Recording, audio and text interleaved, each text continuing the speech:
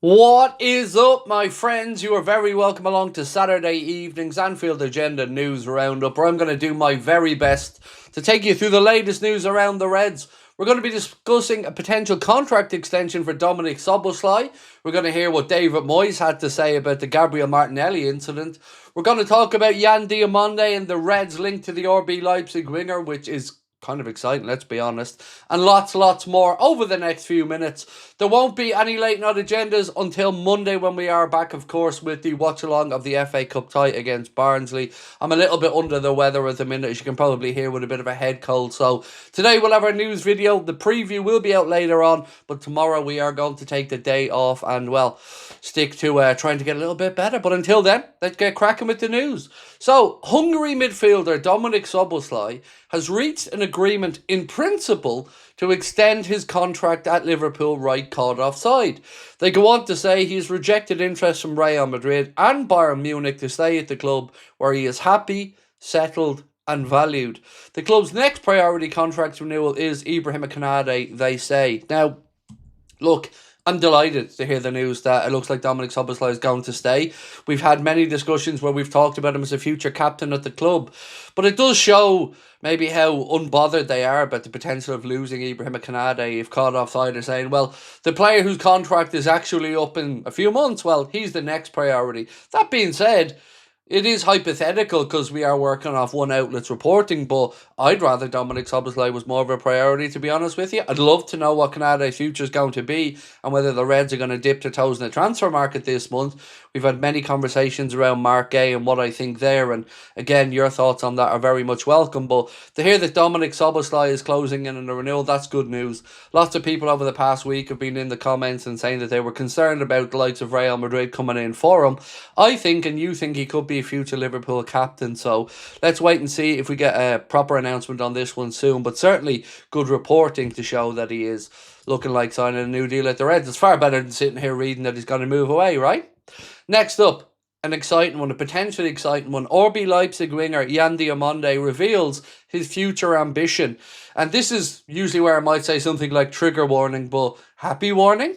He said, I want to play at Anfield. I want to play for Liverpool. I'm a big Liverpool fan. My father's dream is to see me play for Liverpool.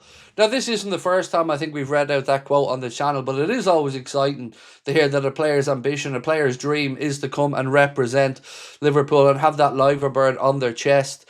Bench Bochak reporting on this said, before Yan Diomande turned 18 years of age, he went on a number of trials to Europe while training at the DME Academy, Chelsea, Bournemouth and Rangers. The Bournemouth trial took place while Richard Hughes, now Liverpool's sporting director, was still at the club, and perhaps that could have given us a bit of an edge in this one. You would have to wonder though why none of them took up the option maybe to bring him in. Obviously, since he's gone to RB Leipzig, he's done incredibly well there.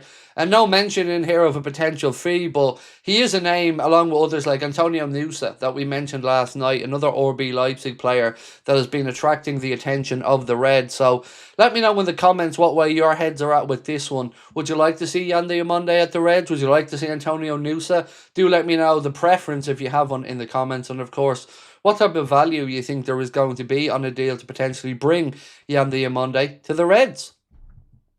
Next up, we're going to look a little bit at Oliver Glasner, but not with a potential to Liverpool. We're just kind of ruling out options if Arne Slot does move on. But this piece here from Mark Bruss said that Oliver Glasner is emerging as a strong front-runner for the Manchester United job this summer.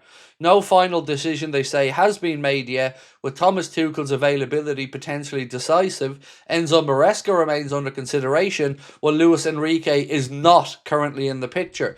Now, this one I do find a little bit funny, because Manchester United are in a bit of a weird place. They're not exactly flying high over the last few years, and they've gone through manager after manager after manager with varying degrees of success and, I guess, failure.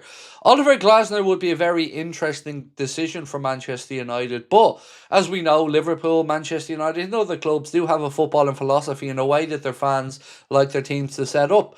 Would Manchester United fans really be happy playing an Oliver Glasner style of counter-attacking football?